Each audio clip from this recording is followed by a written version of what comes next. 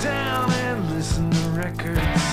Smell the cover, read all the verses. Tell me about your favorites on vinyl and vision.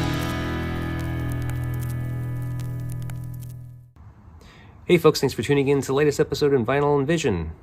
Have you missed me? I'm back. Took a very long hiatus. Sorry about that. But we are here to discuss episode 133. It's the latest one with my very special guest, Mark Shippy. Mark Shippy was one of the guitarists in US Maple, and I was just really thrilled to be able to speak with him. I noticed that their 30th anniversary issue of the debut album Long Hair in Three Stages by US Maple is currently being pressed. It's already out now. You can grab a copy. I'll provide links in the show notes. So just quickly want to touch on some things. I'm just very thankful to have had this conversation because I was a longtime fan of US Maple and I really love what they do. I think their music is incredibly inspiring and influential in and of itself. And with that being said, Mark had a hard time deciding on one album to talk about that was an inspiration to him or an influence or whatever you want to call it. So I opted to just discuss his album, the album that is currently being reissued, because it's certainly an interesting one. It's celebrating its 30th year, so that obviously shows that it's long-standing kind of like ability and appeal to people, and it's God, I almost said a masterpiece. I mean, kind of is for 1995 and for kind of like spawning like a noise rock age of music. I mean, I think that it's valid to kind of say that it was there at the time to inspire a lot of people that have gone on to create, wild and crazy and fucked up music. And I say that in a good way and with utter respect. So I don't want to make this too long, but a lot of things going on over here in my camp, which is kind of why I've taken such a long break. As you may notice, there's no music in this episode, and there won't be going forward because it costs money to do that. And if you don't pay the money, they try to flag you and ban you and shut your shit down. So I'm not going to do that anymore. I'm just not going to play. Unless, of course, I can afford it, in which case I have to ask the listenership if I'll leave a little link in the show notes of my PayPal and my Venmo, and if you guys care to, as they say, buy me a coffee, by all means, I'll leave it there. I have developed a new website, psychic-static.com is what it is now, and that's still in progress of being developed completely. The shop is not currently active, but it will be soon. In the store link of the website currently, there's a link to my eBay store, because that's where I primarily sell, and everything that I have currently listed is there. So if you want to snag something from that, that's also helpful and helps fund the show. So there's that, and we have announcements coming as well for this coming year for the record label. We have some things, I don't want to say what they are now, but they will be coming soon. So please do all the things you do with the internet is what we ask here. Like, share, subscribe, comment, rate, review. They all help, and that way you will know as these announcements become made on my behalf, on my part here doing this thing. And shows will slow down. I'm going to be honest with you. I'm having a hard time balancing everything. So these shows are going to happen when they happen and when I can make them happen. And so I'm going to be just doing fewer and, larger gaps maybe. But I have another show coming up soon probably, actually. So stay tuned. I also have to thank Mark Fischer of Skin Graft Records for putting me in touch with Mark Shippy. Thank you very much. I will definitely buy a record soon, and I hope everyone else buys them too. Some of the VIP packages are already sold out, so that's okay. I just like the cool regular copy. That's fine by me. I will get one of those soon, and you should too. Links will be provided in the show notes. Go get it. Thank you very much, folks. Enjoy. Well, so Mark Shippy, glad to have you with me tonight. So I'd like Thank you. to see where this conversation leads us because this evening, instead of doing what I normally do and having you choose a record, we have opted to discuss the album that you were part of, US Maple's Long Hair in Three Stages, which was originally released in 1995 by Skingraph Records and is now being reissued for the third time on a colored variant again by Skin Graft Records, and so Right. you only being a quarter of the band, I mean, I'm just kind of excited to discuss this with you and kind of maybe have you provide some insights into, the making or the how that album came about and so forth. Sure. All right, but before we go So, there, maybe we'll start where I normally start, which is, kind of like your earliest memories of music. Like where were you born and raised? um, well, I was born in Iowa. I didn't live in Dubuque for a real long time. Actually, Al lives in Dubuque now. Oh, But okay. but yeah, then we moved to Chicago around Chicago when I was younger. So I live out near gravel pits, near Chicago. I'm back out there because there's a house that's gone into serious disrepair that my family kind of, you know, hasn't been taken care of. So Yeah. But I'm staying here and going to Chicago back and forth all the time. oh, okay. Yeah. So are you like in your old family home is what you're saying, or just a host home that used to be Yeah. part of the family? No, this is where my parents lived. Oh Yeah. wow. And where I grew, I lived here like 40 some years ago, but hadn't been back since. Well, I've been back, but To visit. not here. Not yeah, not very much. So Right. um it's not bad. There's some bike trails and some nice parks and coyotes. Oh, cool. But so you being in the house that you grew up in right now, I mean, so what do you remember about like music as a kid growing up? I grew up in, well, so my earliest experiences of, really formulating anything, any kind of uh obsessions with anything or whatever, where it was probably like, back in Dubuque. Hmm. I don't think I can remember anything in Cedar Rapids where I was born. Maybe there were some experiences that somehow stuck with me. My sister wasn't into horror films like I was. She's 6 years older than me, and she liked Frankenstein. So she had a little Frankenstein, glow in the dark Frankenstein doll that she put with me when I was an infant in the closet, and pulled the string.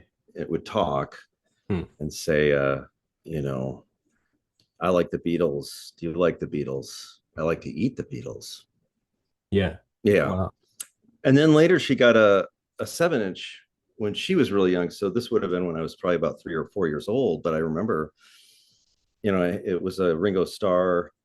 I think he had T Rex and Klaus Foreman and those guys on there back then. He was in like a Peck and Paw movie called Blind Man, Ringo Starr. And Oh, yeah. I don't know if I he remember had that this one. he had this single with Frankenstein. And I don't know who it is. It's Frankenstein smoking a cigarette, like probably backstage, but in makeup. It could be Glenn Strange, from the later um, Hmm. classic years, or could it? It's not. I don't think it's Boris Karloff or Bela Lugosi on there. It may be Bela Lugosi.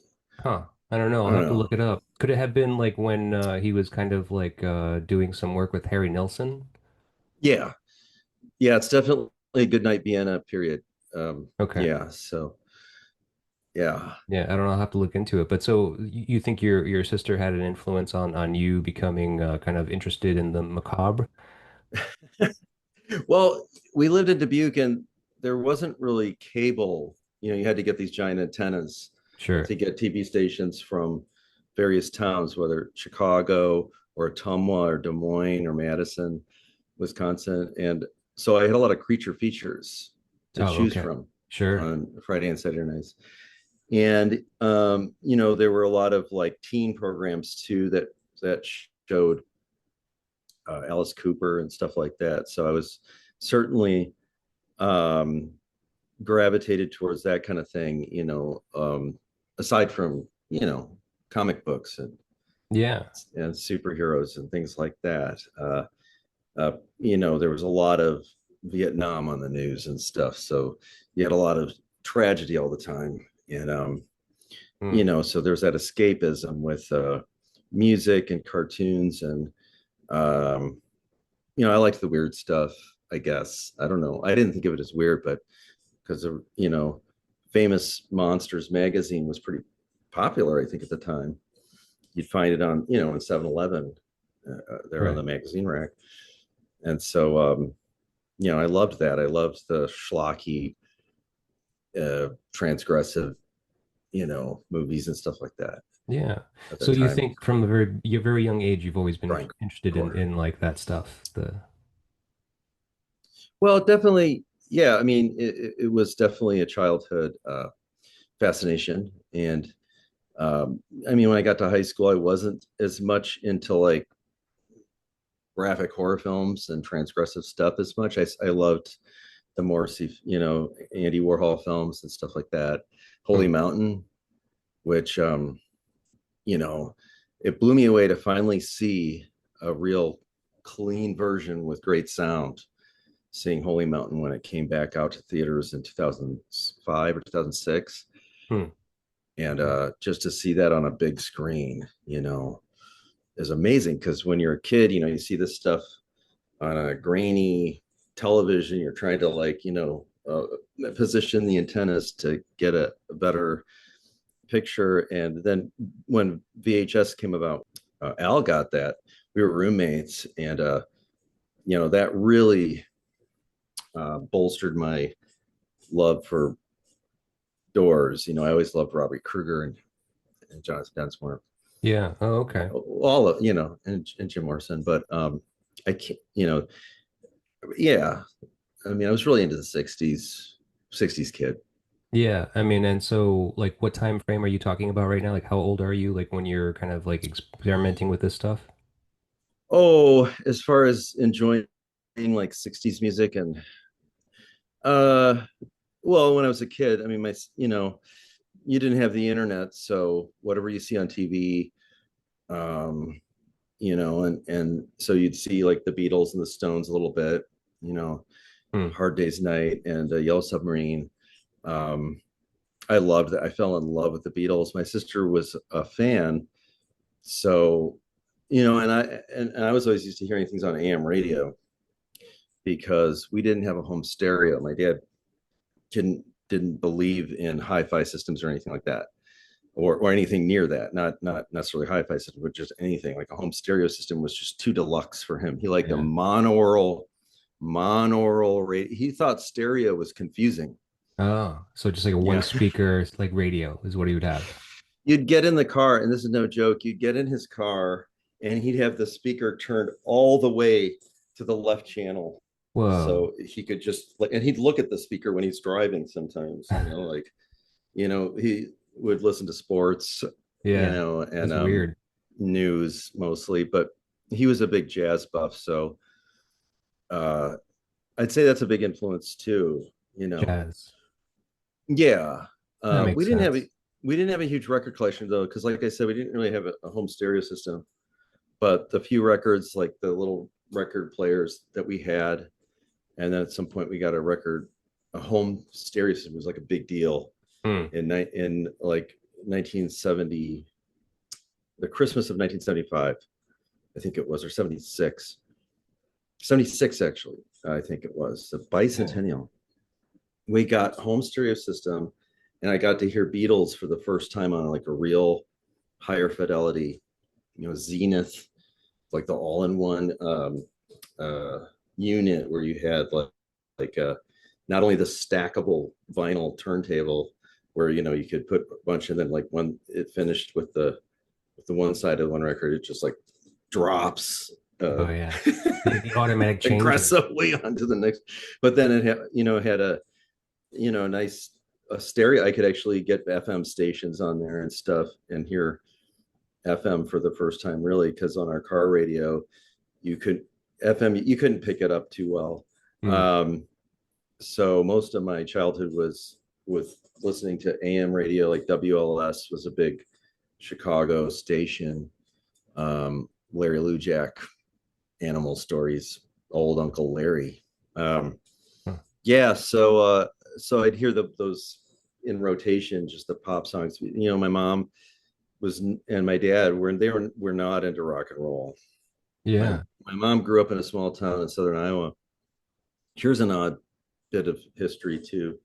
She grew up in Centerville, Iowa, and not Colin Newman, the bass player, Gilberto, the from Wire, Oh, okay. wrote a song about my mom's hometown because they were in a plane, and I talked to him about this too because there was an interview about it. I asked, yeah, what's his name, the bass player from Wire. We didn't play a show together, but I went to a show and I was backstage um, talking to people and got to meet Wire. And I was talking to the bass player. I said, "You wrote a song about my mom's hometown." And he said, "Oh, Centertown, Iowa." And I said, "No, it's Centerville." But they were in a plane going from one coast across the country, and they were going over Iowa. And he looked down and he saw the glistening, glass from homes that were built into the hillsides down. It's north of the Ozarks, like southern Hmm. Iowa, where my mom grew up. And it's a song. My Bloody Valentine. A few other bands covered the song. It's map reference number. So Okay. it's a more popular song by Wire from the 154 record, and which Al really turned me onto that record. I didn't really know that record very well, and we were in college. We lived together back in the 80s in Hmm. DeKalb at NIU. So when Al and I first met, he had some Wire records. All I knew was Pink Flag, and then like later, like Ideal Copy. I didn't Oh, really know okay. 154 that well. I really fell in love with that record. Hmm. I would say that record would be a big influence on something like with US Maple, as far as Okay. rock records. But I can't think of anything specific that would have influenced me for Long Hair in Three Stages or Right. I Yeah. don't know if you were asking in general with the Oh, band. no, I was asking a general thing as far as just like Oh, especially in relation to your youth growing up and kind of being exposed to music. Obviously, you're mentioning your father and how he wasn't really a big fan of music, though he did have, he did like jazz. And I can see that influence on you for sure. I mean, like I think that US Maple, speaking about US Maple specifically, I mean, I know your other yeah, projects also were, involved in the kind of like weird let's just call it noise rock music just to kind of make it easy. But it has a very yeah. jazz, I don't it's know. there's a jazz tinge to it for sure, jazz and blues and just weird freak out rock, psychedelic maybe if you want to call it. Um but like I mean, and you said earlier how like like your taste was always weird. Like do you think that like I don't know. musically speaking, like you think your taste was always kind of weird or you were just experimental from like the very beginning, you think? Well, I thought it was kind of normal, maybe. I guess in one arena, I guess, growing up in the 70s, Hmm. with comic books and, like I said, creature features that was on every weekend. And then in the 70s, there was a great show called The Night Stalker, which I was obsessed with. And, uh, you can't binge watch things now. You have to wait. You'd had to wait, till it came on the next week. So Right. it was always back then, the whole waiting and reward thing. Like now, you're just immediately like dopamine with devices and stuff. Hmm. Kind of the nice thing back then is you kind of have this anticipation for things, and you kind of have to wait. And then I think you enjoy things more when you can really take the time to appreciate them. Sure. Yeah. We took it all for granted back then because we never Yeah. thought like stuff is going to become instantaneous like that. It just was the normal. It's just like what we did. Yeah. Oh, and to get back to my dad, he did actually love music. He just wasn't into rock music. Either was my mom. I was going to say, my mom growing up in um, he grew up in Newton, so that was like the big town, the nice town in Hmm. Iowa. But his dad worked for Maytag and was, back then you were able to be a working class person, support a family pretty easily. Maybe you could get a house. Hmm. But I don't think it was that easy. I don't think people complain and say it's so hard today to own property, to do anything. I think it's always been that way, kind of. You got to Yeah. think back in the 80s, you were making $4 an hour.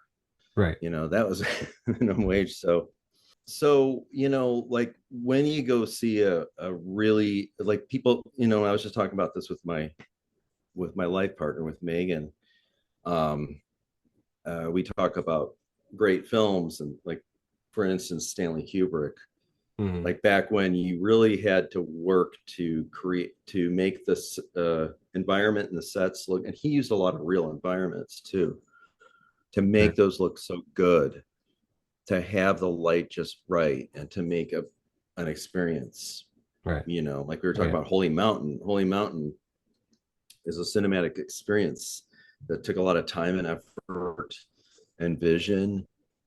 And I think everything is just so mass manufactured. It's become worse and worse like that.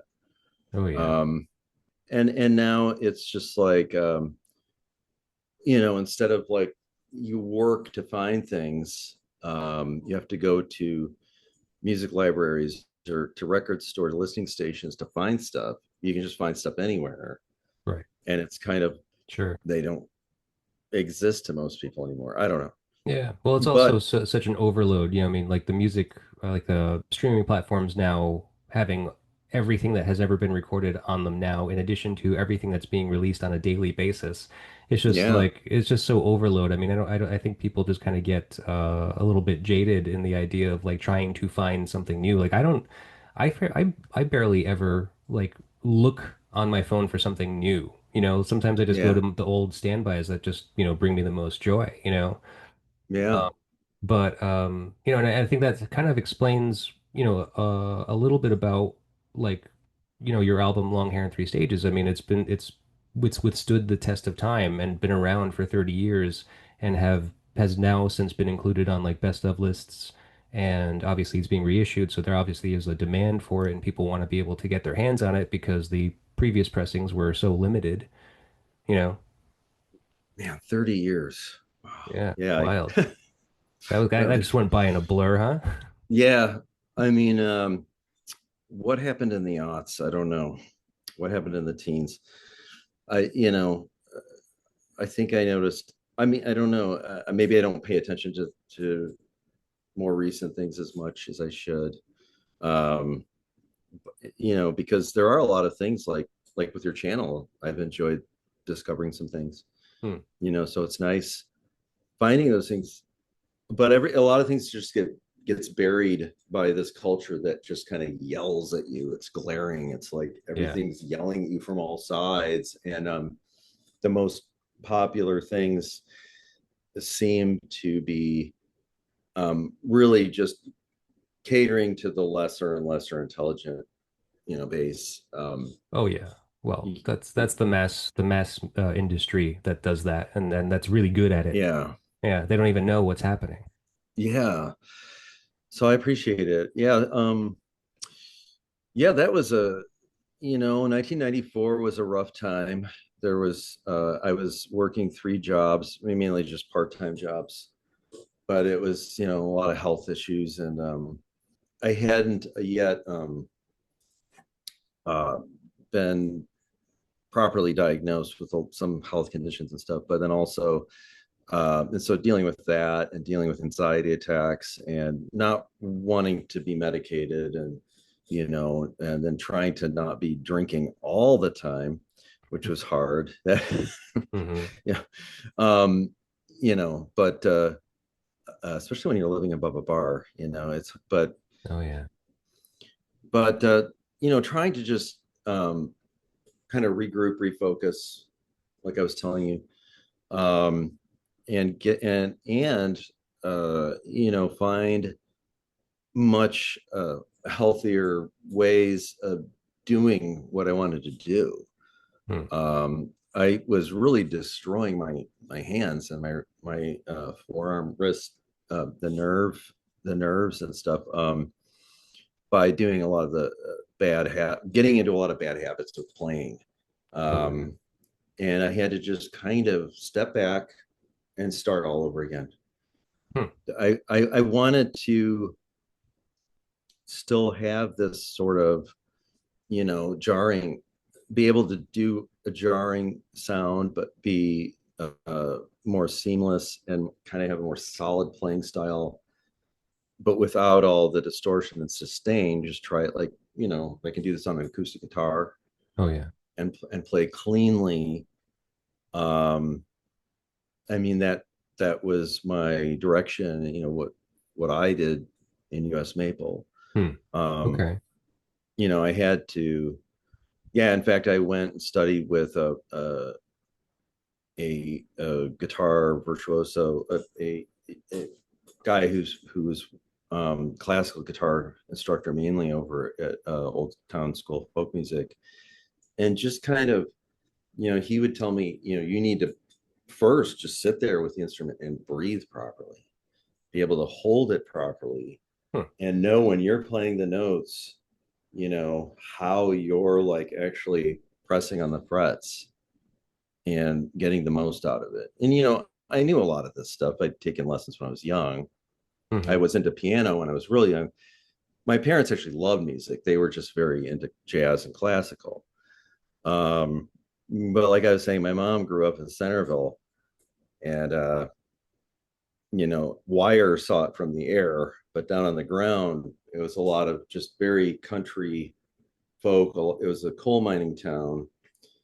And she had friends who were obsessed with Elvis when Elvis came out. One of her Sure. best friends chased Elvis's limo after a concert and held onto the bumper and was dragged a block. And she's pretty sure that it was Elvis himself who looked back and told the driver to stop, so she wouldn't get completely eviscerated by the Yeah. road. Right. She was fine. Good. Betty, Good. my mom's Good. friend. But Oh, my mom just was not a fan of any of that stuff, not even Buddy Holly. I'm hmm. like, you didn't even like Buddy Holly, or Yeah. Roy Orbison or something. She's like, no, they're all drug addicts and just dumb. Well, she's not And wrong.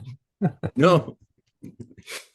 But And my dad just never had any interest, but he loved Archie Shepp. I mean, Stan Getz, Charlie Parker, okay. early Miles Davis. He wasn't such a fan of the later stuff.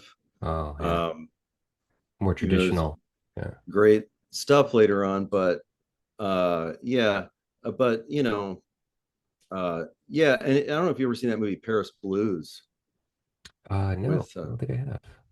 yeah, with Sidney Poitier and Paul Newman, and Louis Armstrong's in there too, Oh, as one of their friends who comes and helps them with arrangements and stuff.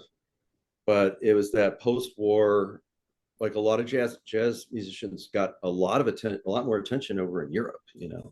A lot of Oh, the yeah. jazz and blues artists went over there, and they were just treated like royalty, more so. I mean, maybe not Sure. real royalty, but In they were relation treated to very the well. States. Yeah. Yeah. I can imagine. Yeah, treated as true artists. My mom went to school with a famous opera singer. I can't even think of his name. Oh my God. You Yeah, I'm got me getting there, old. My man. memory's going. Family.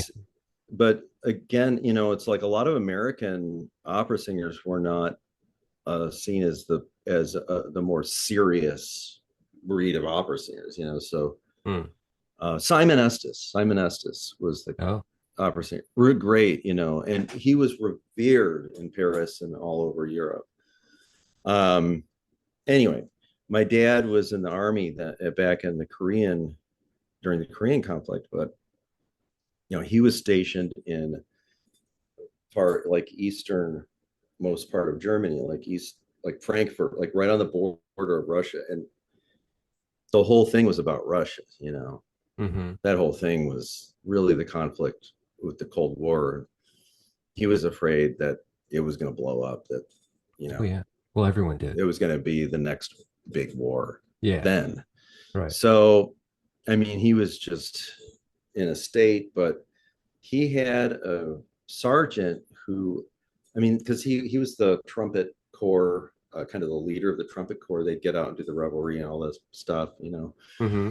the military or whatever tunes that they're playing. But then this one sergeant wanted to put together a jazz band.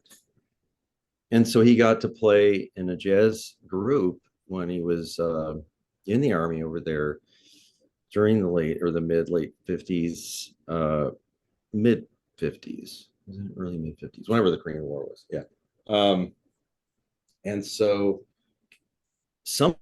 of those friends went on to play with big names like Cal Jader and in San Francisco, and some of those artists there, Amat Jamal and people like that, maybe Dave Brubeck, Hmm. um, but I didn't know that till later on. He didn't tell like until I was well out of college. I was probably in my 30s.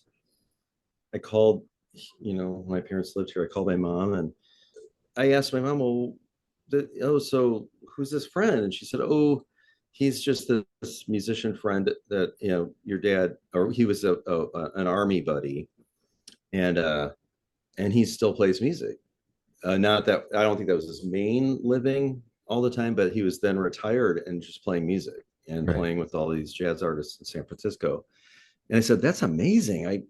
Wow, who has he played with? And she's like, well, I don't know. I'm not sure. You'd have to ask your dad. And so I came back home. I met his friend just for a few minutes before he had to leave. And I was asking him questions. And I'm like, this is insane. You've played with Cal Jader? The Hmm. Tropicala thing was becoming sort of big in the 90s, the lounge scene. Oh, okay. Um, there was a band called the Cocktails that was Archer Pruitt and I was Mark Green. just listening to them today. Oh, really? Yeah, yeah. Yeah.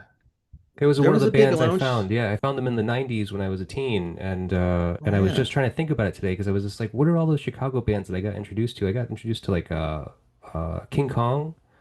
Oh, Yeah. yeah, yeah, yeah. From Louisville. Yeah, and the Yeah. Cocktails, and I was trying to remember that name because I was just like, what album was it that I was listening to? And it turns out it was Live at Lounge Acts.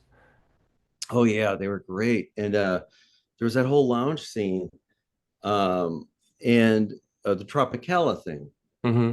was becoming more popular. And so that's kind of how I got into Cal Jader. I don't remember. I think I just was listening to a radio show on Hmm. FMT or something and heard Cal Jader, and I heard some of the more ambient, sort of ethereal stuff that he'd done with cool jazz stuff, Yeah. and really um, enjoyed that. It's always nice. I mean, I've always, it's either been kind of a therapeutic thing, when you Hmm. have anxiety attacks, to gravitate towards things that are very calming and soothing, like environmental sounds, field recordings, or train sounds, Right. or just completely like chaotic mayhem, like just um, like I guess I was never a huge heavy metal fan because I felt like there wasn't enough mayhem in it. It was a little too structured still. I mean, you're going to go that route, Yeah. then you need to have a little more to it. And they I don't probably all did drugs and they were all stupid. know. No, I always enjoyed Motorhead. Well, that period or Hawkwind Sure. Yep. stuff. They were on TV a little bit when I was a kid on some show or something. Uh, I don't know if it was there was that one popular song. Yeah, I don't know, but Lemmy was singing. Oh, okay. Um, and yeah, so why didn't And then later, I just forgotten about that stuff too. Like he was such a big part of Hawkwind. Hmm. Um, but that's some really great stuff. That early '70s Hawkwind, Oh, yeah. really, really great. Yeah, I would say I Um, like it more than Motorhead most times. yeah, Yeah. yeah. So, yeah. But if you're a kid growing up in the '70s, and uh, you want to play in a band with other people who can actually play instruments. And I mean, I had my band with my friends. We were just kind of doing male versions of the Shags or whatever. Just making these songs and kind of banging on our instruments and singing about skateboards and a cartoon or comic book heroes and stuff like that, or Yeah. weird pets and things like that. Oh, okay. Um, and then you get to, you're like, well, maybe I want to play, with people who actually can play music. So Hmm. I was learning some like a Trace Ombre, or like, that ZZ Top? ZZ Top, period, that period of the '70s. Yeah, like when there's the '70s hard rock stuff like Led Zeppelin, Sure. were very popular. So I had friends who were very much into Led Zeppelin and could, not all of them could play very well. But I had a friend who was a really good drummer. He was like he could play Gene Krupa and all this like, but he was also into like Neil Peart and Mm-hmm. John Bonham, and he could do that John Bonham, Oh, throttling kind of sound. Of course, back then too, I know it's a joke on that show Freaks and Geeks, but it's true. Everybody wanted to just get the biggest set that they could, with all the rototoms and all the like the chimes and like, oh yeah. a triple, quadruple kick or whatever. And you know, uh, I, I so I learned, you know, Rush songs, Led Zeppelin. We had this Columbia Records and Tapes Club, Oh man. All you right. might have Yeah. heard of. Yeah. For a penny, right? Right. And you could get all these records. And, I'm 12 years old back then, at the end of the 70s. So I get all these Van Halen records and Led Zeppelin records and Rush, and I start learning all these songs so I can play with, my friends. I can play with in these bands with these like other stoner kids that know how to actually play. Hmm. And you know, it was fun. I learned to enjoy a lot of that stuff. I maybe liked a little bit of Rush. I was more into like the earlier prog stuff, like Genesis and Yes and King Crimson. Hmm. I can't say I was so much into that later '70s period, except for like David Bowie maybe in you know Gary Newman, Mm-hmm. two way army, which one of my friends would find these bootlegs, and Yeah. I really enjoyed that early two-way army stuff. Hmm. Okay. And all of that '80s stuff like Odo and you know Factrix, like SPK, like the early SPK. I really like. Then they just became this dance band.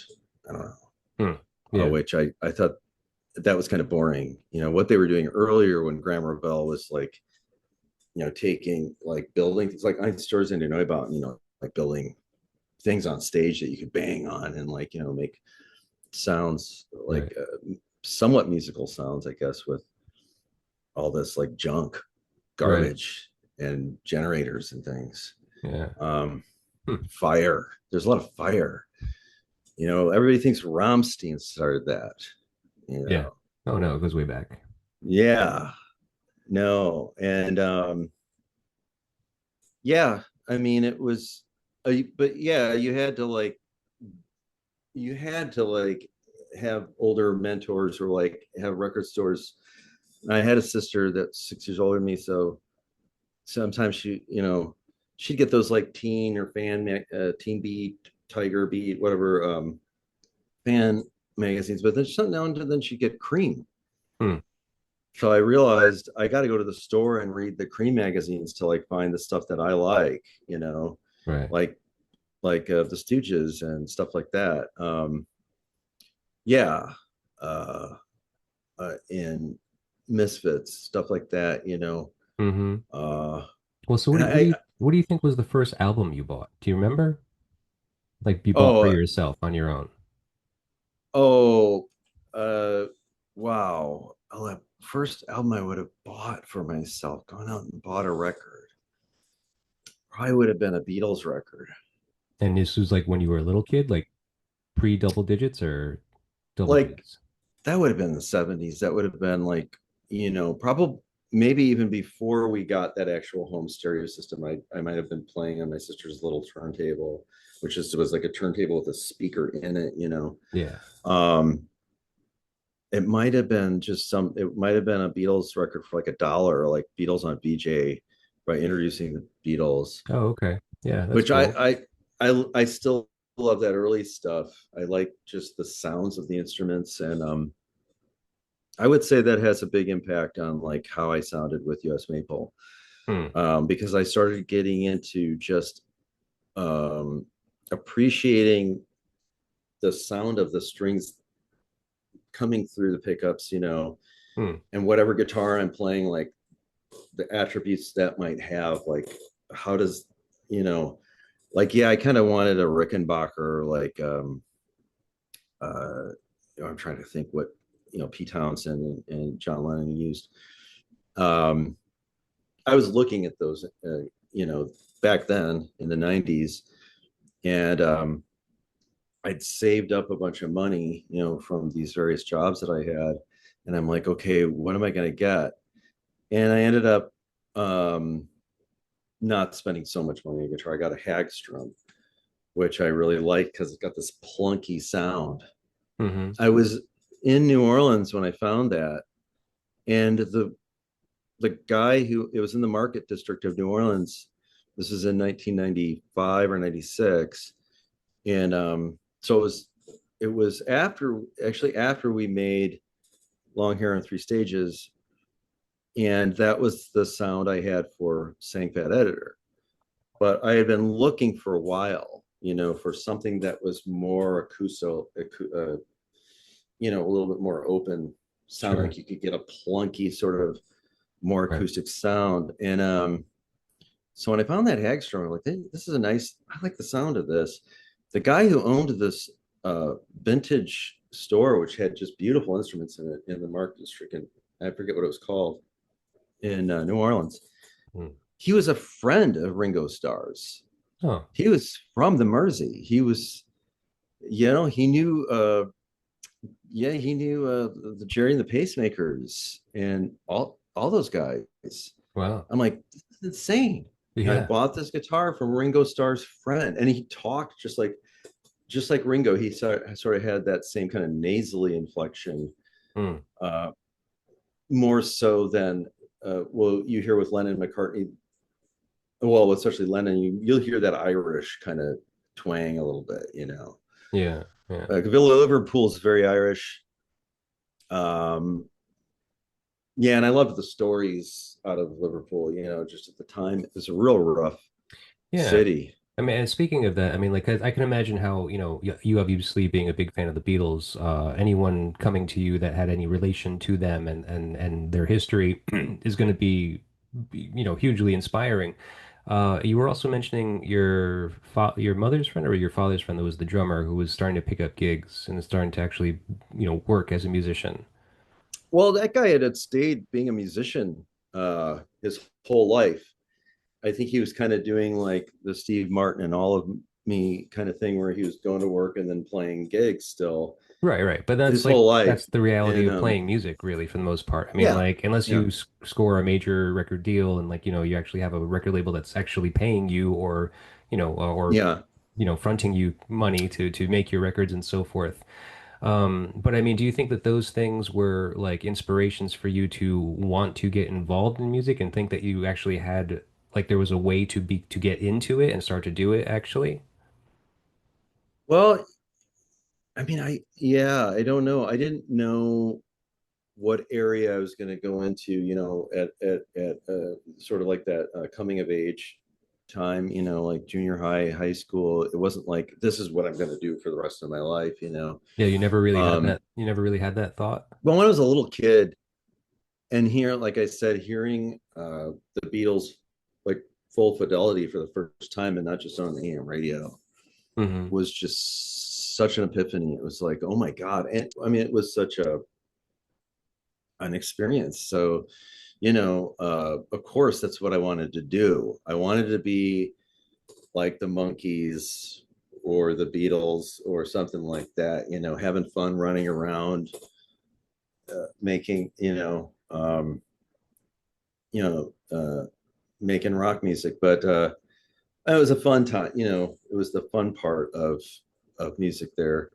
Um, but and then, so as you get older, you develop different tastes. I'd always liked Bob Dylan, but I think by the end of the 70s, early 80s, I was more appreciative, and I really liked his earlier like acoustic stuff. Hmm. Um, I'm glad they had that movie recently. I don't know any of these younger actors, but he was okay. It's not totally realistic, that they were throwing bottles at his face and stuff at that folk Yeah, festival. the Newport Folk Festival. Yeah, I don't know if they Yeah, did. I mean, he got some pretty bad backlash when he but did go yeah, electric. I mean, but I don't think I've ever read the detailed account of like how that yeah, went down, but I mean, it doesn't sound too far off. but from all accounts, Yeah. all that stuff where Pete Sear almost pulled the plug, Hmm. and the who was it that the manager got in a fight with the Folkways guy Right. of the yeah, what's his name? I can't think right now. But all that, I remember hearing those stories, and I think it was in Mansion on the Hill. It was in a lot of books and stuff. But I don't know if people really took that, if um, uh, really thought it was real.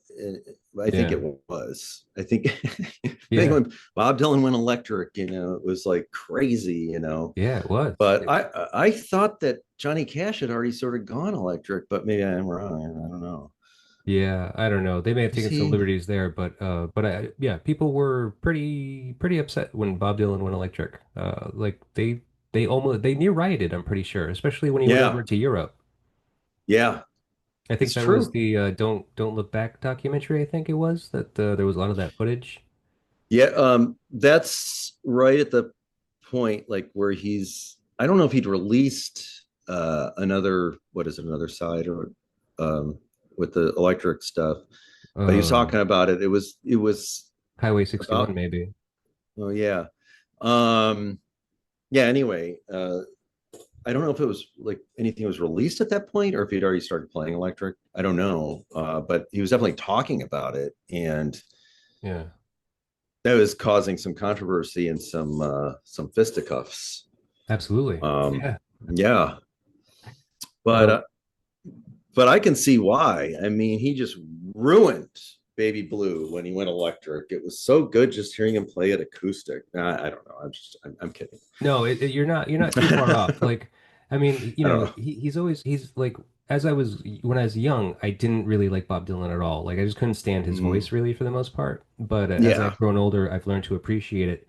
But I have that record right there, the Hmm. Bob Dylan live with the band, and that was like the late 70s, I think. Dude, Yeah. those guys, every single one of them are coked up out of their mind, I'm sure of it. Because that That's whole record, terrible. they're all screaming. They're all just screaming the entire set. I was just like, dude, like, well, just fucking bring it down a little bit. Like, it's the fucking band and Bob Dylan. I mean, like, you don't have to be screaming all of these songs. It's wild. Yeah. Yeah. Uh yeah, it's funny. But yeah, so I started, and maybe it was Richie Havens, I don't know, but just getting into that really kind of uh I don't know, freak folk kind of thing, like Almost flamenco uh kind of style guitar playing. yeah, I mean, I liked that with Leonard Cohen, and again, you don't have online back then, so when I saw the movie McCabe and Mrs. Miller when I was 12, and I wrote down, who's playing this music, because you didn't really hear him on the radio Hmm. then. I don't remember hearing. I'm trying to remember if I remember a Leonard Cohen song that would have been on the radio in the '80s. First we'll take New York, then we'll take Berlin. He became a little bigger, Yeah. um, but then in the '70s, I mean, he was only big with those like Greenwich Village people, I think, The folk scene kind of mostly. like Nick Drake, and yeah. Yeah. Uh, but you know, I was just so taken by that. I'm like, this is the perfect soundtrack for this movie. If you've ever seen it, it's I don't Robert think I Altman, have. Yeah. but it's just beautifully shot, and it's and I'm forgetting the cinematographer too, but it's so beautifully shot. I was obsessed with it. Not exactly obsessed with the whole story, but just the film is so beautiful and the music is perfect for it. And Robert Altman really, when he heard Leonard Cohen, he just took that first record, which you rarely could find. You couldn't really find that record in stores. And then or I don't remember seeing it, but that first Leonard Cohen record, and a lot of it he's doing the sort of fake flamenco thing. Yeah. And from what he said, he grew up in Toronto around there, and there were some Basque region players that he'd hear, and then when he went over and lived in Spain, he'd hear it first, closer to home, and then he's trying to emulate it, sort of, but in his own way. Right. And I really liked that. I liked that like fluttery, nice, ambient, ethereal feel to those songs. So I was trying to kind of play that kind of stuff, and sort of kind of the earlier sorts of Dylan tunes, Yeah. And you're how old at this time, do you think? like 12, 13, Oh, 14, okay. So 15, you were 16. all right. Um, but I can't say I was always into that. Well, you were always Uh, into a lot of things, it seems. Like it seems like you've always kind of had like an eclectic blend of sing stuff you've been interested in. yeah, like people will start talking about jazz musicians. I won't know what the hell they're talking about. There's just too many. There's too many people out there. Uh-huh. And even though I know some of them, and I'll forget names, I'll go to see these shows at Constellation in Chicago and stuff, and I'll forget names and stuff like that. When I get obsessed with something, I usually get obsessed with one thing, and I'm just, I have that ADD, ADHD kind of problem where I'm just, or I don't know what you call it. I'm just so, or obsessive, OCD, I don't know, Sure. Yep. Sounds about where right. it's just you getting so focused on one thing all the way, and then finding all those little elements and stuff about it, and then a lot of things might not pertain to music really at all. I don't know. Hmm. Um, Well, let's see. uh, Can we I'd like to start to talk about the album a little bit. Like I'm sorry to just kind of completely gloss over your whole musical history, but I want to kind of get I there's so mean, much stuff I need to kind of ask about this yeah, album. So I want to kind of get into that a little bit. Um, so Long Hair in Three Stages, I mean, unless of course there was something like at the time that you thought was special about the band. I mean, you getting to meet those guys. Obviously, you were already playing with Al, right? yeah. In Shorty, and then Todd and Pat were already playing in another band. What was that called? I forget. They had some different bands. They had a band called E, which is a sort of funk band. Well, I don't know if Pat. I think Pat always was playing with Todd in a lot of those bands. Yeah. Maybe not that one. They had a band called the Beatles. They had a band called the Beatles, which I loved. Every song. So they had a band called E, where every song was an E, and they had a band called the Beatles, which our friend Ray Rahayam was a vocalist for it. That was really great. Uh, and then that became the Mercury Players, Mercury Players. That's what it which, was, right? yeah, Okay. I don't know why they just didn't keep the Beatles. Probably afraid of Anyway, being sued. Hmm. but yeah, and uh, we were somewhat friends. I didn't know those guys really well. I think a little better than Al did. Well, maybe I don't know. I'm not sure, but Well, Al and I so were kind of, yeah. then how did you guys meet? Like, or how did you kind Oh, of get together I to mean, decide? we knew each other. We were, well, as far as US Maple, that happened years later, and we'd already been kind of, you know, Al and I were on tour with Snail Boy and Shorty and stuff, and Todd and Pat. I don't know if they'd moved to Chicago yet at that point in '92 or '93, um, and kind of by '94, Shorty was sort of by the numbers, kind of because it's sort of like, well, I think it's more like what are people into in general. I mean, it started out, I think, where Al and I were writing for us, like, oh, this is what we'd want to hear. Hmm. I mean, I always think in those terms. I'm trying to be objective, as hard as that is, uh, and um, a lot of my musician friends are like, it's impossible to be objective with the stuff you're doing in the moment, especially if you're um, trying to do something sort of different or whatever. And I don't know, it's wherever we were coming from that scene in DeKalb, uh, you know, I guess I thought like, well, there's the Treehouse records and Amphetamine Reptile, and then with Touch and Go, like, records in Chicago, like a lot of, yeah, for lack of a better term, like noise rock bands. We were Mhm. playing with bands like Unsane, and it seemed to be like bigger volume. I mean, I came from more of like the Japanoise, I liked that, the sort of like more, noisy kind of, uh, like I always wanted to hear more like industrial kind of sounds, but from, in a more playerly way on guitar. And it was kind Hmm. of, I didn't really see that. Yeah. I mean, maybe like Adrian Belew, but then that's all effects. It's not really like just doing it naturally. Um, and also trying to have some a little bit of colorful chord changes in there, and make it kind of nice and, scenic in a way, Yeah. have a story. Um, but yeah, we were very much into, I mean, the birthday party. Uh, uh, I think Al really turned me more on to Nick Cave. I liked their earlier stuff, Boys Next Door, that kind of thing. And of course, I can't even think of the guitarist. From the birthday party? Yeah, Roland S. Howard, yeah. Roland S. Howard. Yeah, I had some stuff on cassette tapes of his stuff, but like I really wasn't.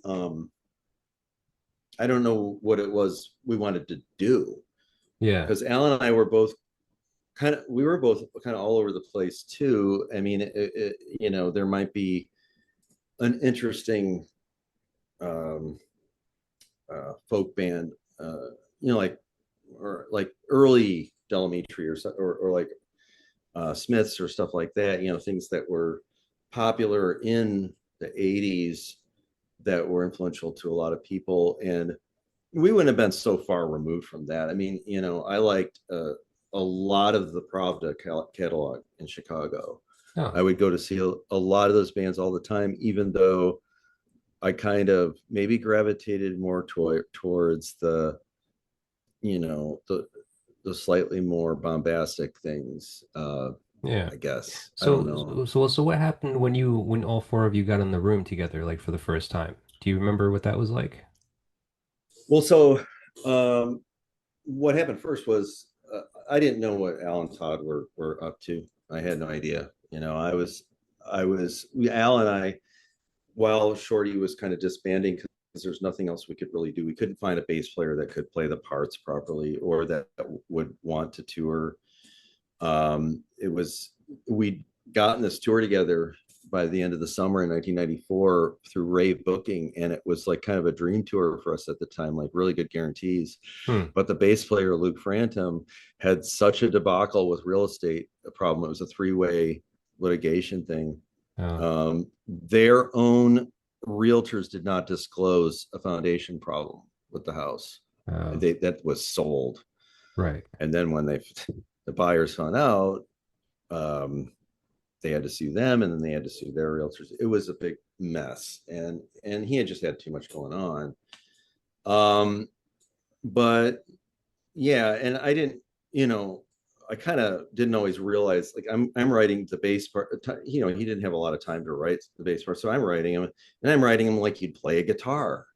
Hmm. So I'm playing the bass, but of course I'm just playing it once, playing it through, not playing a whole set, Right. and not thinking like these parts are just completely insane for anyone to play.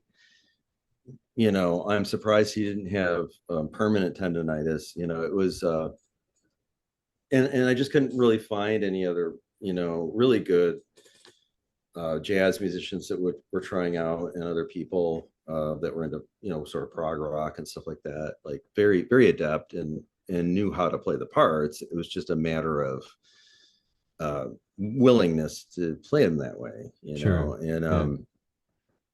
that, so we were kind of just dissipating, sadly, even though it was sort of, oh, this could be like our chance to go on a good tour, we make some money.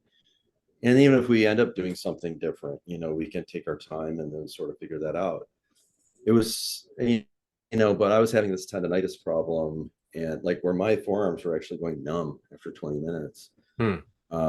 And years later, I started suffering from it again, because even though I like kind of restarted, I started playing 12-string guitar later on, acoustic guitar, and doing a lot of barring and playing off that, those frets, and not doing the economy of motion thing properly. So, Hmm. so I'm just kind of regrouping. Al's regrouping, and I didn't know what he was doing. We were both playing with different musicians. I kind of had a feeling that Al just wanted to go a completely different route and do something completely different. Uh, uh, and and I didn't know what I wanted to do. Yeah. I was going into the practice space and recording things on all the different instruments. I'm a terrible drummer. So, I was just making these floppy, like wacky songs and stuff. Um, which, there's some things that, maybe it sounds a little bit like stuff from St. Fat Editor, but, but when we started playing together, it was just coming into like, well, I don't know what we're doing. I had some just real basic rock riffs, Yeah. and then and then there would be some like skittle-dee-doo kind of like screedy, skronky things going on, and then we might want to have these moments that are just completely out of place, but how do we make them in place? You know what I mean? Yeah. The problem was Al and Todd were sort of coming, they had been talking for a little while and maybe hanging out, and I don't know if they were playing with other musicians or not. And then when I came in, we were playing with different drummers, a different another Chicago drummer who'd played with Jesus Lizard and a bunch of other people, and he kind of just wanted to do this kind of more like aggressive rock thing, which was okay. I mean, it didn't sound bad. It just wasn't what US Maple Would become. became. Yeah. Yeah, and I would say, Al and I were very appreciative of Pat's sound with all the stuff he'd been doing. Of course, Todd, Todd being a really good player, and then making this hybrid thing, this bass with guitar strings. I mean, it was a guitar, but it had bass pickup in it, the carbon guitar. It Oh. really sounded interesting and kind of weird and big. Yeah. And he's splitting out to bass amps and guitar amps, and it sounded really good. At first I'm like, oh no, it's the hybrid thing. This is I don't know if I want this, but it really sounded good. Yeah. And the way Todd came up with like partials and different things playing, and then doing different melodies with the high end and doing the low end parts, it was nice. It was just that there was something missing. And when Pat came in, he not only filled that gap, but it was sort of like doing these things that were better than whatever I would have expected. So, Hmm. And it was not what, like I said, I mean, really enjoyed his playing, but like didn't hear him doing exactly that stuff before. Right. And So you guys were already working, like the three of you, Al, Todd, and you were already working on material before Pat we actually came in. Yeah, Okay. so we'd have some riffs that we'd show each other. I had a bunch of riffs that I'd been writing for like a couple of years at that point. And but um I wasn't putting a whole lot of stock into it. And then having the sort of noisy bits and this and that. Uh I mean, I didn't think necessarily that it was going to be something that original, to be honest. Yeah. The ideas that I was coming up with, I thought were kind of akin to DNA or some, way earlier no wave kind of stuff, maybe more like Para Ubu or something. or like Neil Young, if like his band was just like completely disjointed and like on totally different planets. Um, I didn't really know. None of us, I don't think, knew, you know, Right. that this was going to come together the way it did And it and didn't be come such together a until success. Pat became involved in it, I guess, from what you're saying. Like, Yeah, I mean, like that was the really the the, missing piece. the demoing that you were doing with like Todd and Al prior to Pat, it was like you're saying it was Well, more kind of like rock oriented. It kind of felt like a well, rock band. well, I think we were playing a little more straight ahead with those drummers, and I just think it could work at times, but it just wasn't the right feel. Right. And I don't think there's no way you can tell people like, oh, you should, make it sound like a giant butterfly is like flapping around you and it's like off kilter. It's like it's not uh, uh you know operating properly, or like it's like a weird primate above you brachiating. But it's you can't really describe these things to people exactly, like how to create this environment, Right. you know Right. Well, so so that kind of it makes me think about something because was like weird. if you don't mind, I'd like to try to give you my interpretation of like how that band and like especially coming into this album, that your debut album, like like how it looked to me or how it sounded to me. I came to you a little late when I discovered US Maple. You guys were on tour promoting Acre Thrills. Oh, okay, yeah, So I had to go back, and so uh I got into the first album. I'm not even sure when, but I listened to it, and it was similar to Acre Thrills, but it was different. And yeah. like I didn't know that there was no bass player because like what you were describing about Todd's setup, I was just that's really helpful to me because I was going to ask about like what was he doing to to get these low ends because it was so bass like.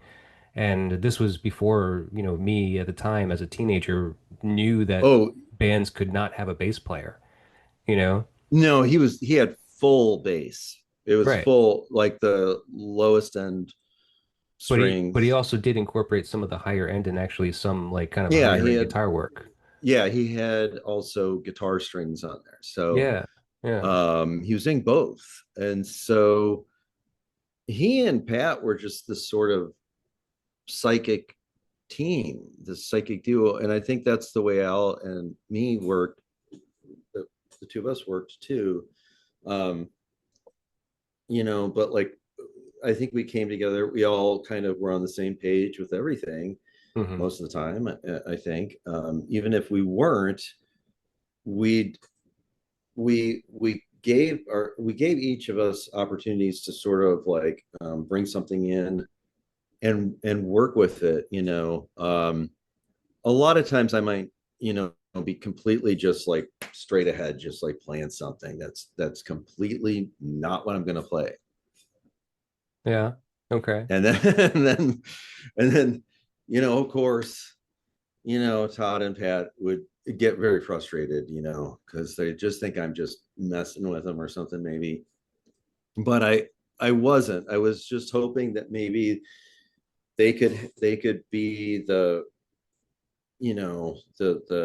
core of this The rhythm section. engine, kind of. Yeah. And then Al and I could just be sort of this like uh these weird elements that are sort of throwing it off a little bit, but still there. And and it still gives uh Pat and Todd the chance to go off and do Hmm. really varying things that like aren't just like you know held to this sort of like script. Right. They It can go was off script a little bit. right. So I mean that's the thing. And That's why it made me think like jazz. Like, as an unsophisticated teenage listener at the time, I yeah. didn't know anything about jazz, but I was like, this is like jazz because it sounds so like disharmonious, like it doesn't sound like anyone is doing anything repetitively, or if they are doing Yeah. repetitively, everybody else is like working like in a different times signature kind of. It's like Yeah. every member of the band is playing their own thing in a different time signature, and Yeah. but like eventually they kind of sync up like momentarily. Like if like I don't know anything about the math of music. I don't know how to write, anything like that. But like let's say, you were playing something in like 4/4, but Pat was playing something in like 3/4. Yeah. It's just like the amount of times, like the measures that you repeat your riffs, eventually they're gonna sync Um, up, like kind of like two cogs moving at different speeds, you know? I think it's yeah, and it could be uh, a little bit convoluted a little bit sometimes, where we both were in these bands that sort of got lumped into math rock. Well, at that time, that type of math rock, not Oh, right. not the later '90s, early aughts uh, genre that came about with like the way Ian Williams was changing his style, more Michael Hedges, and but that earlier kind of uh, harder, noisier, almost like prog, math rock, like Breadwinner and Don Caballero in the earlier period. But Hmm. then Ian goes off and does this other stuff. Well, we were in that camp of that earlier period, like that would be akin to Scratch Acid and Breadwinner and Right. stuff like that. Yeah. Even Rush, I think it's just like you throw in a different time signature here and there, but it goes along with the melody or it goes along with the feel. You're not really thinking, oh, I'm just trying to throw in a different time signature to be tricky, Right. right? Right. And with our bands, I don't think we were ever doing that either. We just thought, oh, you don't have to stay in the rigid 4/4 to make a nice melody or make a nice story. Then we get to Right. US Maple, and it's not quite the same. It was a different thing where it's more, and I appreciate that analogy or that kind of association where there's like there was a lot of give and take. There was a lot of like receding expansion, sort of allowing to breathe or constrict at times, and um, sometimes it was like that psychic thing where we're looking at each other and we're just hoping we can be on with things. Yeah. um and it's difficult too because even with like some of the noisy free jazz stuff, you still have this sort of feel, this sort of like groove, Mm-hmm. and a lot of times it would just be like, oh, one person holding that together, like Todd might be playing the melody and Pat and I are just like flapping around, and then or Pat's holding it together while Todd and I are just like going off and being jerks to him. Uh-huh. No, but no, we weren't meaning. No, it was that was a lot of fun, and I think it was a lot of fun too because it worked. Like we Yeah. Yeah. I mean, um you eventually reach some kind of cohesion, you know? yeah. I mean, I was really afraid. I was like, oh my God, this is gonna sound, it's gonna be so disjointed and jarring, and like it's not gonna have any mellifluous like quality to it. Right. And that was sort of a fear, but at the same time, saying Fat Editor was sort of my dream record. I mean, that I had no idea that these guys would be coming up with parts that created that record.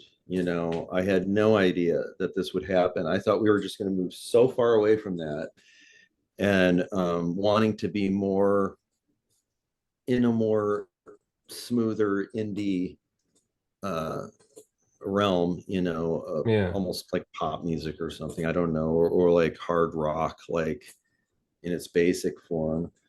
Um, and yeah, and that's another thing, trying to take rock music in its basic form and sort of make it something else, or but there's been so many people who've done that, so like it was hard to think that we might do something original. I don't know. Right, right. Yeah, I mean, it's so hard to say. I mean, because like I don't think anyone can Yeah. ever create anything and with the intention of making something different. But like you're saying, like, there was just something about those guys all together when, when like Pat came on, it was like all of a sudden it became something different, and there was like nothing that you could ever like substitute. Like when he did un unfortunately leave eventually and you had a Yeah. replacement, I mean, it was good, but it wasn't the same. Yeah, I mean, and it was weird because we had changed the songs so much when we were playing them live. We had the expansion and contraction, the sort of like drama and theatrical aspects, like with the music, not just like with what we're doing on Hmm. stage, but like but that had changed the songs uh a lot, where we were playing the songs differently. And when Adam came into the band, he had to tell me and Todd and Al, like, no, this isn't the right, you're playing the songs all wrong. He was telling us we were playing our own songs wrong. We're like, yeah, you know what, you're right. We're not Yeah. playing like that anymore. So it was nice. It was nice to come back to play them like we used to. Like the That recording. was that was fun. But yeah, and but of course, it's, I mean, Adam's got his own flair. He's got his own style. Um, yeah, and I was just surprised. I wasn't sure that like we'd be able to continue on, Right. because where Shorty, where that happened with our bass player, I thought, again, this is just, no one's going to be able to do this, like have the exact feel and the sound that Pat had. There's just no way. And if we try it with someone else, it's just got to be a different band if they're doing their own manner of that kind of Yeah. music. Their own style, really. Yeah. Yeah. Yeah. So Hmm. so I mean, at least Adam really made it work. Like when we play live, at least we felt like this is US Maple, but yeah, it wasn't exactly the same. You Right. know. Right. Well, now going back to Long Hair in Three Stages, there's a couple of things I'd really like to ask you about, and they're pretty Oh much yeah, like just bullet points. So, yeah, we're kind of getting close to the end anyway. But yeah. there's a few things that you've said over the course of this conversation that have really kind of like sparked my interest, and they pertain to these questions that I was going to ask you. Because Yeah. when we were in contact through email, you had emailed me about, some of the stuff that you listened to that, that you think, could have been contenders for something to talk about. And you mentioned, Sure. what's his name? Fuck, I can't remember his name now. The composer, the soundtrack artist. Michael Small. No, the other guy, Kirchen. Dave. Oh, Basil Kirshen. Yeah. Basil Kirchen, yeah. So I listened to Oh some of his yeah. stuff, and like, but either way, like, you had mentioned at least a couple of these musicians who were composers for films for the most part.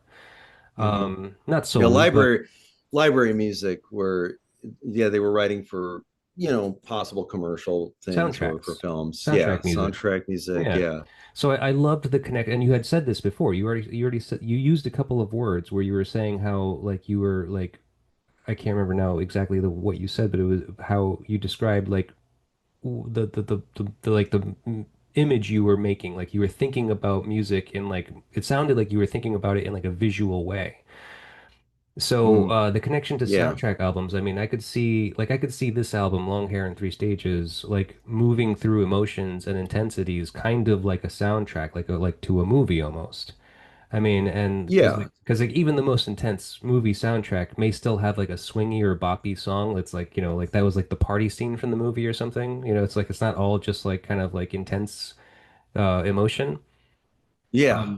But so do you think like, or at least from your opinion, from your perspective of what you remember, like making that record, like did you think of the music as like a fit like film soundtrack? Were you thinking of like a visual of what you were trying to convey Well, musically? well, a lot of my ideas or sketches weren't exactly like how things ended up, but sometimes I'd bring something in, and then we'd all work together, Right. and then make some semblance with things, or make it so that things go together. Like Al would come in, and he'd have pieces of paper with different things written on it that he'd give us.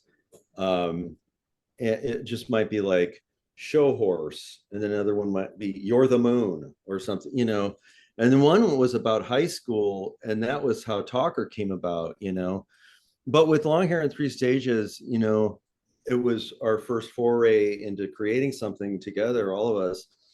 And I don't really know exactly how we did it, you know, but yeah, those things are always in mind. I think that the other guys appreciate that kind of those elements too, you know. Okay. They might not be as obsessed or ADD as I am about like this stuff, but but I think that they think about things in those terms, or like have similar influences, you know. Pat with, you know, Gary Burton or something, you know, or Keith Jarrett or something, you know, Mm-hmm. that can really play a big part in the whole feel, or the like the underlying kind of goes along with the theme. You know what I mean? It's like Sure. Yeah. um you are sort of like feeling it in the moment, so you're like thinking, oh, where is this going? You know, could it be a piece for the whole? But at the same time, you're just kind of doing it. You're trying to not just be by the numbers, but you know, and there's the resolved unresolved thing. I think that was a big part too. We just were all on the same page with that. It's like we're not going to resolve things the same way with songs or parts with, you know, Right. and we were just all in agreement with that somehow. We would be different with how we'd approach things, which was Right. nice because then, you know, you're not stuck in a rut, you know. Sure. But um but you know, somehow it came together. There's some semblance somehow. I don't really know how to describe it, you know. Hmm. um there was always that underlying like rock thing, you know, and the pulse, you know, was there. But the pulse could be seen as something else too. It could be just sort of this sort of energy force or whatever too within all of that. But um you Hmm. know, they're all important elements. Um yeah, I'm endlessly obsessed with soundtrack stuff.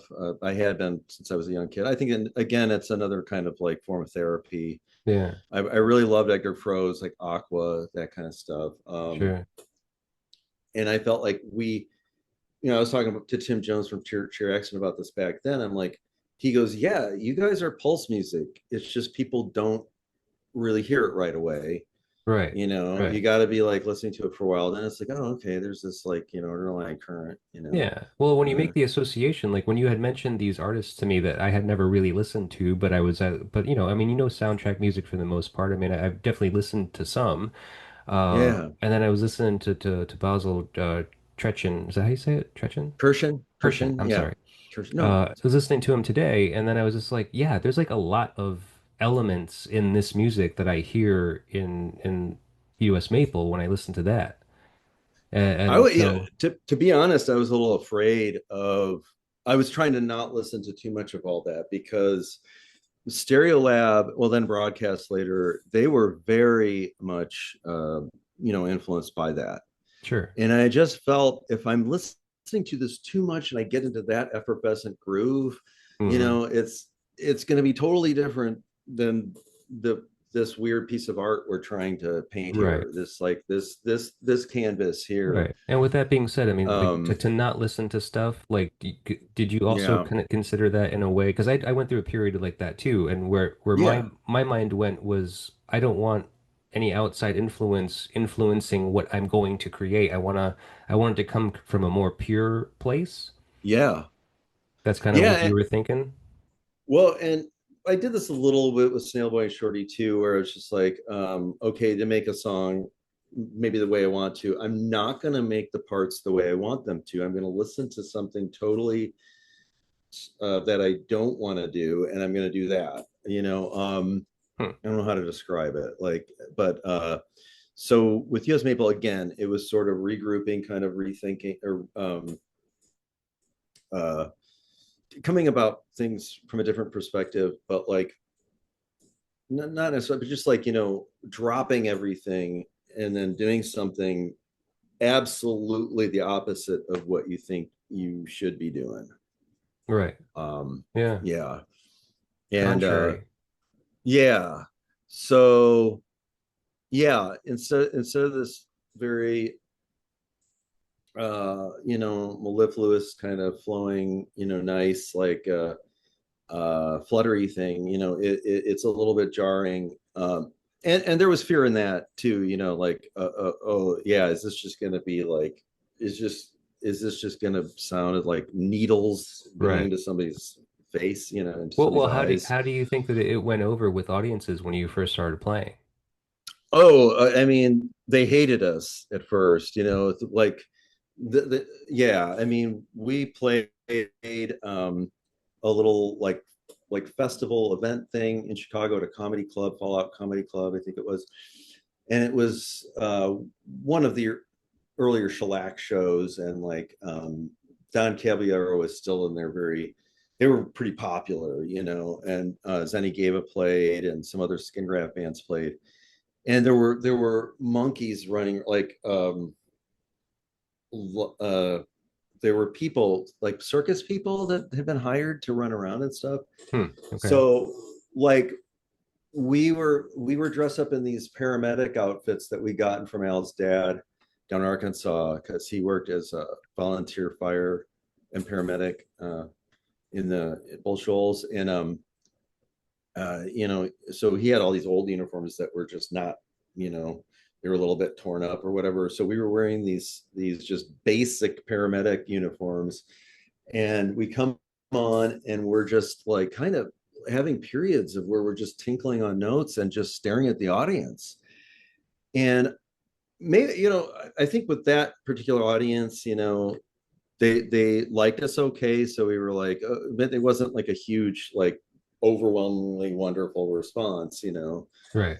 And then more shows we played after that in 1995, it seemed like people were like, they thought we were pulling something on them, like that, they knew our bands before, and now they thought we were just messing with them. Uh, and they took offense to it, like, why don't you just play songs? They Right. just look at us like, they'd come up and be It was like Dylan. upset. It was like Dylan going electric. Yeah, they're like, yeah, it was like, we know you know how to play your instruments. Why are you doing this? And it was Right. like, well, we are playing our instruments. We're just knowing what not to do, or how we are deciding not what to do. Right. We're doing Yeah, yeah. being contrary to what we want or what we But have been known for but doing. I don't want to say it's contrarian just for contrarian's sake. It's like we really were thinking like we were going to create something that people would at some point enjoy. They'd be Yeah. like, oh, there's a story here. Oh, there's something to really like to reflect on, or think about, Well, or you I don't you did know. it. You managed to do it. Oh, thank you. Here we are 30 years Thanks. later talking about it, and yeah, I think that it's an incredibly influential album, and I think that Thanks. it's an important record, really. Oh, Uh, thanks so much, James. I mean, like, Appreciate it. I'm not a great historian by any means, but I mean, like, considering what I know about the 90s music scene, uh, that was pretty much the only record like it in like around 95. I mean, I can't think of anything that Oh, wow. seemed, Thank you.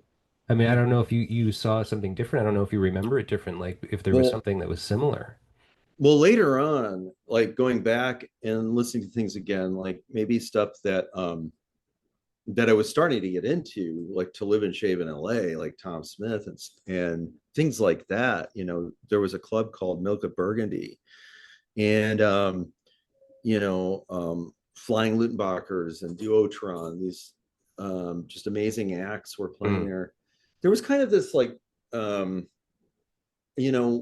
you come from the punk rock scene, and I was going to these punk rock shows when I was a young kid. I was sort of a skate punk, and going to these shows, they'd only host like sports bars, or whatever. And you could see the local punk flavors and your friends punk bands and stuff. And that was a big thing.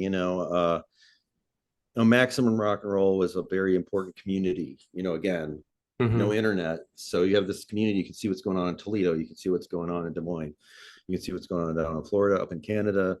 And it's not just like the popular bands like Angry Samoans or like DI or Black Flag. It's like all these other, this Right. whole hardcore scene.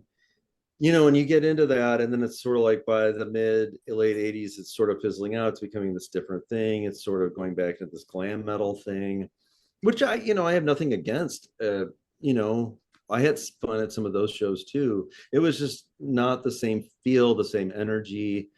It wasn't the same. And so you get into the 90s and you're just thinking, damn, what am I going to do in music? Do I really want, I mean, I'd like to still do music just for fun at least, but what am I going to do?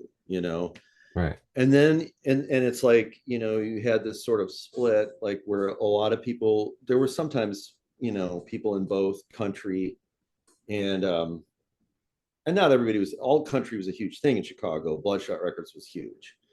It had the Oh, biggest right. local following of any label at the time in the country. But at the same time, there were people into, old style, like Patsy Cline, stuff like that. Then you had the jazz, more of the jazz scene or Mm-hmm. scenes. I should say multiple scenes. Sure.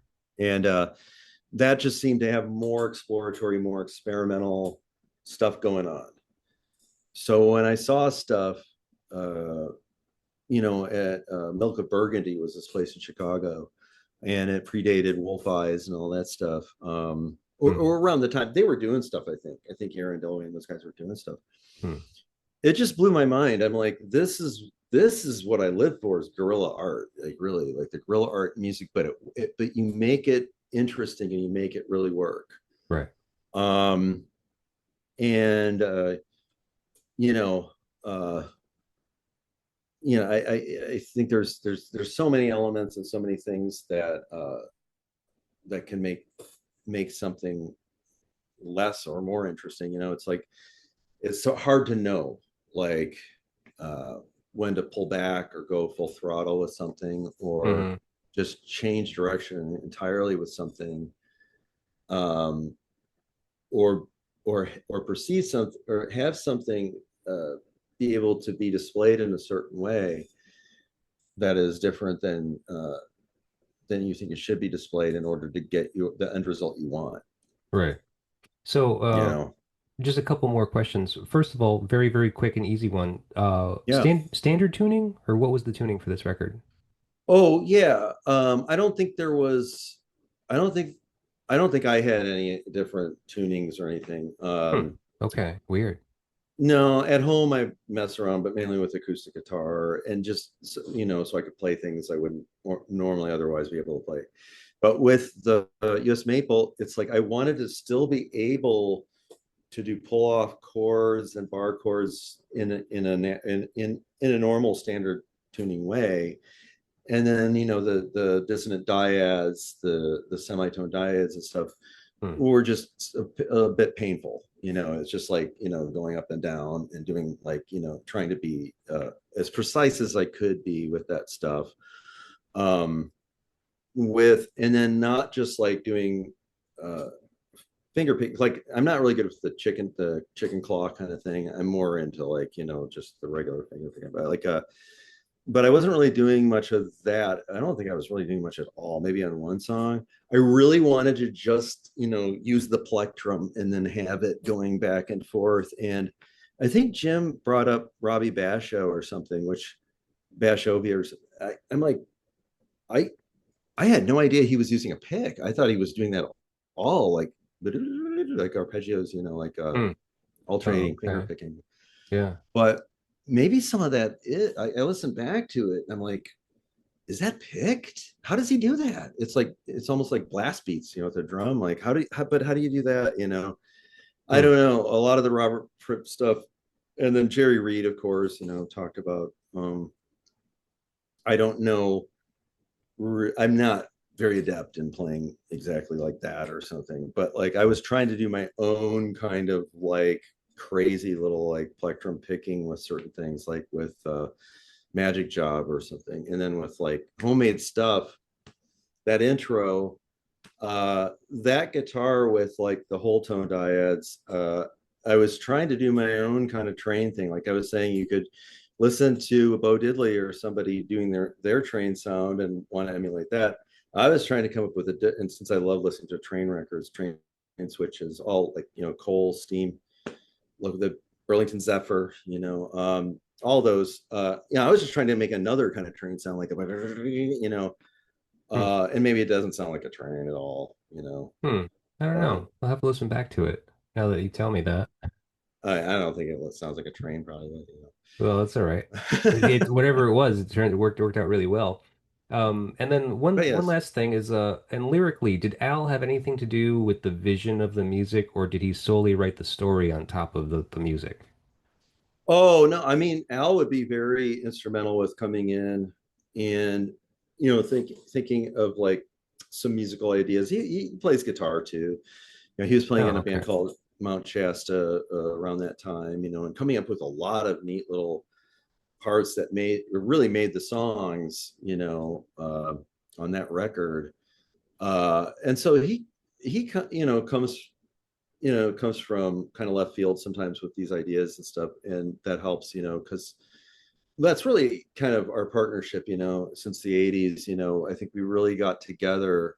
I mean, I think we really gelled because we kind of we saw things visually in that way, and we could, it's like a Tex Avery cartoon or something, like, creating sounds from like visual things, and it might not sound, like I said, that might not have been a train sound, Hmm.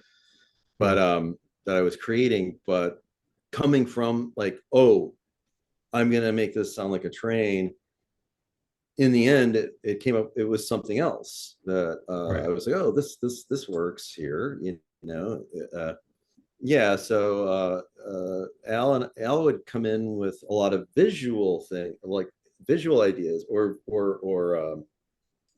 little like anecdotes or things like that. But he'd also come up with some like ideas for some of the music parts. Like, oh, maybe you should do this, or could you do it in this manner, or you might even have like a chord change, Hmm. that he creates or whatever. Hmm. Yeah, I mean, we all and I don't know, maybe even Pat. I don't know if Pat came up with the guitar ideas. I think he might have played guitar. So if I'm trying to ever describe something about, I'm like, yeah, could you do this like fluttery, flappy thing? You know, Hmm. um, and people. That's the thing too. People don't want to be told what to do. Hmm. Well, it's hard you to know, talk. It's hard to talk drums too. yeah, and like, I know, like, with music things, sometimes I feel like I could get overbearing with wanting to direct things a certain way, but I mean, with this band, I mean, it just kind of came together. It was like, uh I mean, we all worked equally in our quadrants, and Right. once we created something, once we had something, a semblance of something, he could come in and kind of conduct things. He could kind of look at things and sort of think of the arrangement, think of like the feel of everything, Hmm. make sure it's the theatrical presentation that we're going for. So he would You kind of know, fine tune the thing. he would do a little more than that. Like, you know, maybe give it a little more direction, and he was very involved with the everything, with all the elements of the songs. Yeah. Um, but then also, even, sometimes writing parts, I think. um, I don't know how much with US Maple. I know with Shorty, he came up with a lot of, some of those guitar parts. I'd take them and play my own way, but Right. Okay. there were a few, not yeah, I mean, it was more us coming up with our parts and coming up with um the sections of the songs, kind of. But then, it wouldn't always be like, oh, this part's going to go this way here, or it's going to have this exact rhythm. I mean, Hmm. we were all pretty vocal about like, oh, maybe it should go this way, or maybe be turned around this way, maybe do this thing first, go Right. this way into Sure. another part, segue differently. it doesn't sound right, but we're going to try to make it butt up against that, and then like, make it work somehow, you know. Right. Hmm. Yeah. Interesting. Now, we talked earlier about, your first shows and kind of how it went over with the audiences. I mean, like, 30 Oh, years later now, I mean, I know that you guys aren't playing anymore, and I don't think that you guys are ever going to be doing any reunion shows, but I mean, like, how would you think the audience would respond at this point? now, uh, well, I don't know, because again, I'm not very privy to what's going on out there. I did check out that Venus Twins a little bit, and when I see stuff like that, it's like, oh, that gives me hope that maybe the stuff that we've done or the stuff that we're still doing is still relevant, and or it'll it can still be impactful somehow with an audience. Yeah, I mean, um like if you were to play a live show now, I mean, like first of yeah. all, I think it would be well attended. Second of all, I Oh. mean, now people know the music more. They've like even me, I mean, like now I understand your music better than I used to when I was a kid. So like you think it would go over better? I mean, like would you be, excited to try that? Oh, to reconvene Kind to of, do yeah. US Maple. I mean, considering you're um releasing you're reissuing the album for its 30th anniversary, I mean, I mean, think that's usually um customary, but I mean, if you guys aren't doing it, you're not doing it. um I can't play those guitar parts anymore. They're so boring. No, I'm just joking. I love all that stuff we did. But well, it's not so much up to me, Yeah. I'd love to, yeah, get back with the old crew and play shows. Uh, we discussed it over the years, but everybody's. I mean, there's just so much going on with everybody in their own camp. Um, Todd's got kids, and he's running his own thing, and with work, and doing all the studio stuff. Oh yeah. Pat's running a whole electrical contracting gig. I mean, he owns that contracting service, Oh okay. and Al's in Dubuque, and he's got a kid too who's out of high school now, and paving his way. And I think Al wants to be there, and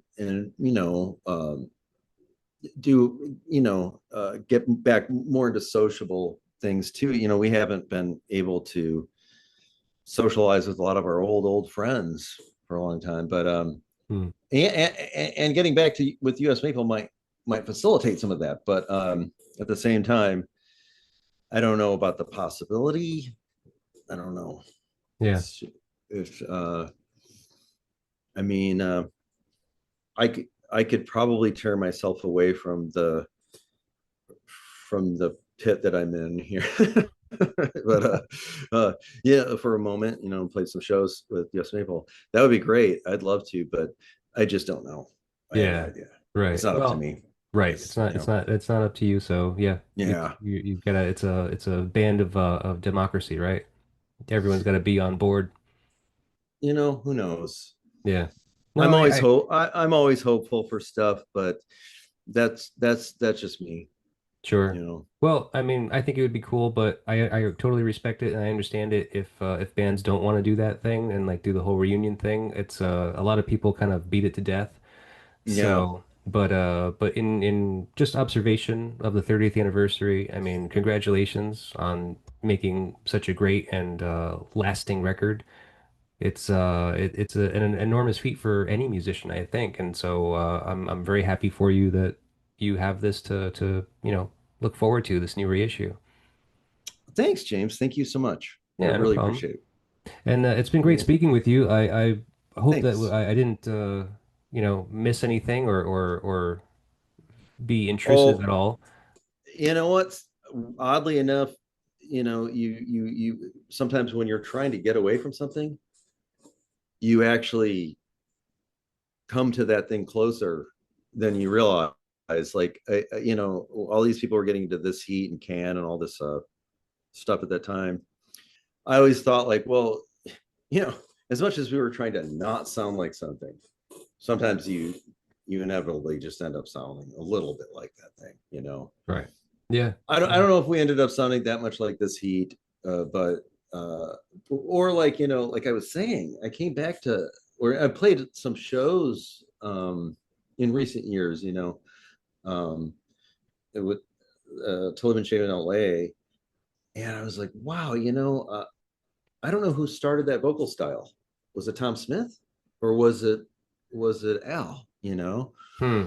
because I definitely know that Al wouldn't have been really listening to that as much. He was kind of in his traditional, well, in, you know, he really is a huge fan of classic rock, and uh you know, he likes a lot of odd things. He loves the Fall. I think the Fall was like a big influence too for me after a while, you know, Hmm. through Al, you Sure.